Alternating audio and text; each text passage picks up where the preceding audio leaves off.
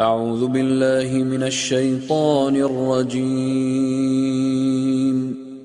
قل إن كان آباؤكم وأبناؤكم